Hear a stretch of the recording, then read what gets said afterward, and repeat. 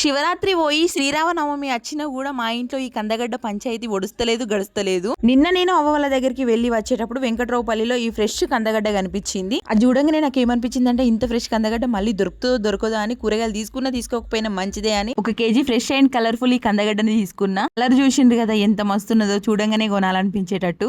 శ్రీరామనవమి రోజు పొద్దున్నే ఇంట్లో పనులన్నీ పూర్తయ్యేసరికి తల ప్రాణం తోకకొచ్చింది. ఎప్పుడెప్పుడు పనులు కంప్లీట్ అవుతాయా, ఎప్పుడెప్పుడు కందగడ్డ ఉడికించుకొని తినాలా అనే ఎదురు చూస్తున్నా. చిత్తం శివుడి మీద భక్తి చెప్పుల మీద అన్నట్టు నా ధ్యాసంతా ఆ కందగడ్డ మీదనే ఉన్నది. పండగలంటేనే ఊడ్చుడు, కడుగుడు, తోముడు, స్నానాలు, పూజలు ఇవన్నీ అయిన తర్వాతనే ఆకలి తిండి. కామన్ గా అందరి ఇళ్లలో ఉండే తతంగమే ఇది. మొత్తానికి అట్లనో ఇట్లనో ఇంట్లో పనులన్నీ పూర్తయిన తర్వాతనే కిచెన్ లోకి వచ్చి మొదలు పెట్టిన మొదటి పని ఇదే కందగడ్డ ఉడికించడము. నేను నా పిల్లలు తృప్తిగా తిన్న తర్వాతనే వంట చేయడం స్టార్ట్ చేసిన. నాకు పండగలకి చేసే బొబ్బట్లు ఈ కందగడ్డ అంటేనే మస్తు ఇష్టం. నాలాగే ఈ రెండింటిని ఇష్టపడే వాళ్ళు ఎంతమందో కామెంట్ చేయండి. ఈ వీడియో నచ్చితే లైక్ చేసి మన ఛానల్ ని సబ్స్క్రైబ్ చేసుకోండి.